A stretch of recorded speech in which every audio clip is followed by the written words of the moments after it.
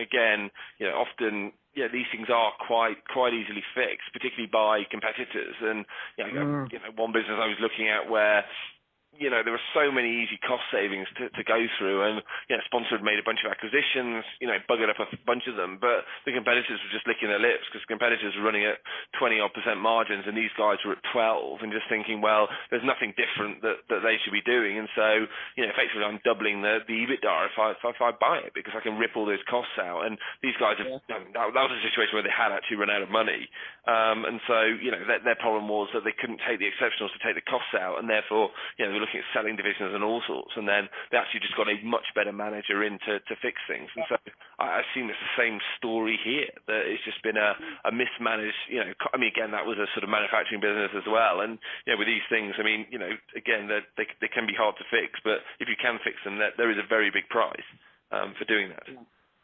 Absolutely. You can imagine if there was 3 years of growth, if you could take it to 60 in 3 years, then there'd be a big benefit, wouldn't it? But you've almost seen with this business, when they've really fucked it up, when they got down to 15, they got it back to 30 very quickly. And as I said, to take the next leg, it is the things we've been talking about in this conversation. Yeah. Well, 8 moves has to be made. It can't stay as it is because it will have gone in 2 years. If they don't make any radical change, it will have gone in 2 years. It's as simple as that. Yeah, but that's the thing, right? It's all very easy to talk about the upside, but if they don't change anything, you are in that situation, aren't you? Where 30 becomes 15, and then suddenly no one's going to pay up for it. In fact, at that point you're sort of thinking, well, someone's going to be buying the brand out of administration. Yeah, I see. They'll just sit away, won't they? Yeah.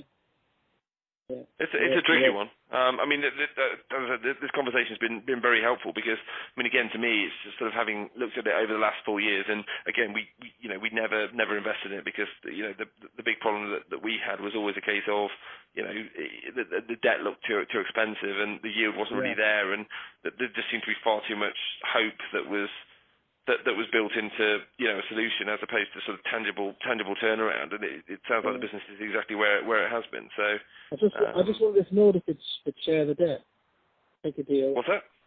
They pay half, the new person pays half, and they get out of danger.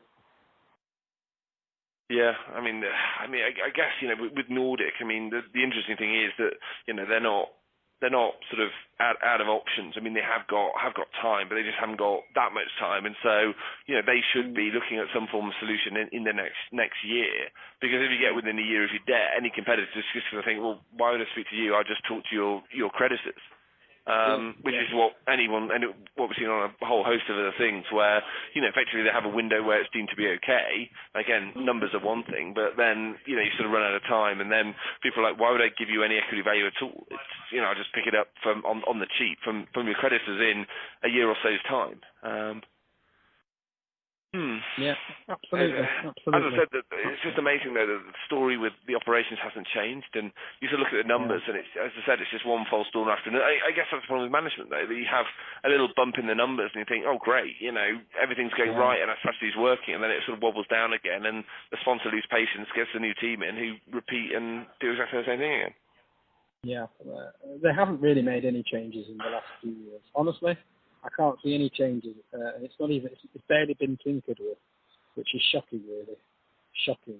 And next week, actually, on a Wednesday or Tuesday, I'm in actually the factory that's making the strollers for them, and I'll have a much better idea of exactly what the situation is. So if you want to be in contact with me after that, I'm okay.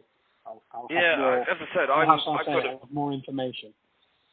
Yeah, I've got a bunch more sort of due diligence calls lined up, and I'll have to scrub the numbers a bit more. But again, that would be a very helpful conversation to have.